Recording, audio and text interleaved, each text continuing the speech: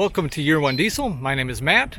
Well, today we're out by the lake, and it kind of got me thinking about water and how deep the Wrangler can go through water.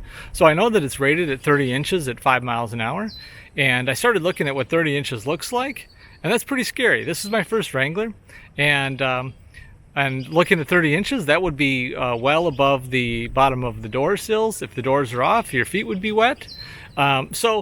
Anyway, I was underneath the Jeep earlier working on some new camera mounts, and so I started looking at the exhaust components, and so I wanted to get a good measurement of where each of those components are, what they are, what they do, and how far submerged they would be if I was driving through 20 or 30 inches of water. So I'm going to do a quick roll around underneath the vehicle and point out some of the diesel exhaust after treatment components and at what depth they're located. So hopefully that's informative. The diesel's quite a lot different than the standard Wrangler, and I think it'll be interesting for a lot of folks to know how far underwater some of these parts will be.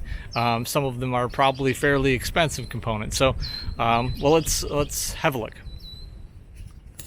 So this is my new axle mount camera that I wanted to try out. So I made a small magnetic mount to hold my action cam, and I want to just try out and see what that angle looks like here. So now we're going to do just a real quick test of the new camera mounts. I got a couple of different angles I want to try out, and then I'm going to go back to the shop and we're going to roll underneath this thing and look at all the different components on the diesel exhaust after treatment.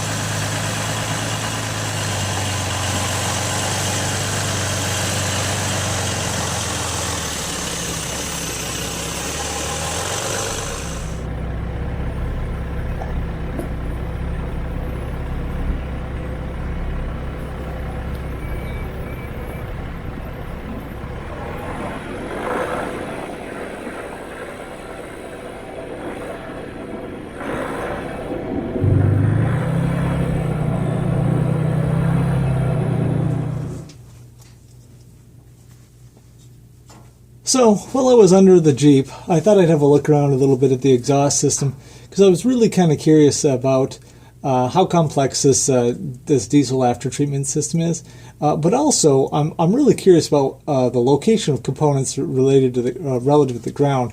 So I know that a Rubicon Wrangler Rubicon has a 30-inch Ford grading. So 30 inches is pretty deep. I mean, it's almost to the tread on the top of the tires. And a lot of this stuff is going to be underwater. So I kind of wanted to get an idea of, well, if I wanted to keep some of this stuff out of the water, how where are these critical components at relative to the ground. So I think what we're looking at here is the downpipe from the turbo. I don't know if there's anything above this except the turbo, but typically right after the turbo is the diesel oxidation catalyst, and probably this front section of this big long log is probably the diesel oxidation catalyst. Now, I can see that there's a couple of ports going into this catalyst, and I can't really tell if they're temperature or pressure sensors. Usually there's a couple of temperature sensors and a couple of pressure sensors. I'm going to say there's a temperature sensor right towards the inlet of the OxyCat, and then it looks like there's another one right around the top, and then there's a pressure sensor right about here. And then it looks like there may be there's another pressure sensor back here. I don't know if you can see that. So I'm pretty sure that this rear section of this first big item is the DPF. And we have a pretty good idea that this is the DPF because there's a differential pressure sensor ahead of it and behind it.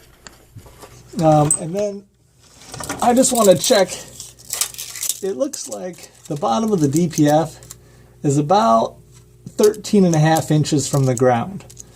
Okay, this tube coming off the side of the DPF is the EGR, and I guess that would make sense because they want to put the EGR downstream of where they've cleaned up the soot, so they're not getting as much soot going back into the engine. So that's, I think, this is the difference compared to I think the diesel Ram.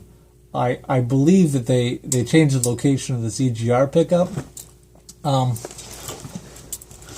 Let's keep looking here. So this next item you see here, this is the urea injector here. This is basically a fuel injector that's injecting urea into the next stage of the catalyst, which is the reduction catalyst, which is about where my chest is right now. You can't see that, but this is like a fuel injector.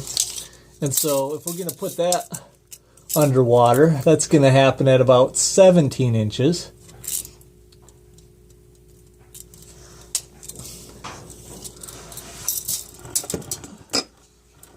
And then moving back, I think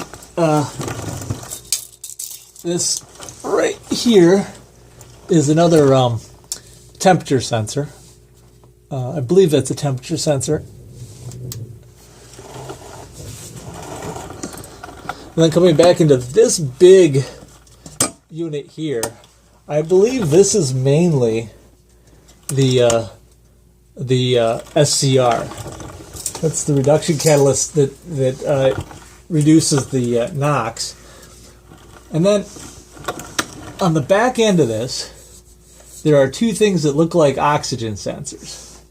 And I think one of these is actually a NOx sensor, and the other one is as in NOx, and the other one is a soot sensor. And those are connected to a box here, which is kind of generally these read the sensor, then put the values out on the serial bus like CAN. And this is probably, it's probably waterproof, but that's going to be underwater at 21 inches. And additionally, back here, there's a throttle valve in the exhaust. This is the exhaust back pressure valve. It's a little electric motor with an actuator that can adjust a throttle plate in the exhaust pipe here. And I'm sure it's well sealed. And I'd hope so, because it's underwater at 20 inches. And then I think that everything after this exhaust back pressure valve, this is all standard exhaust pipe and a muffler. So that stuff should all be fine. But so I guess I'm just looking around under here to get an idea of what's going to get wet and at what depth. So, I mean, a lot of expensive stuff down here. And curious about when I would start submersing different components. Well, I think that's it for now. Let me know in the comments what you think about the new camera mounts, and also I'd be happy to answer any questions that I'm able to regarding the new diesel. I know there's not a lot of these out there yet, and there's not a lot of information on them yet, but if there's something that you're interested in that I can dig into, please let me know in the comments, and I will talk to you guys later.